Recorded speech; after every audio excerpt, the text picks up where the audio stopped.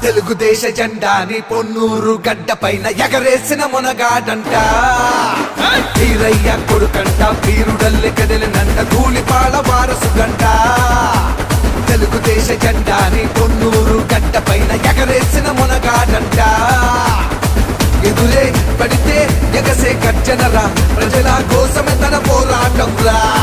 జనమే బలమై నడిచే సూర్యుడు రా, హచ్చలేని మనసున్న మా రాజు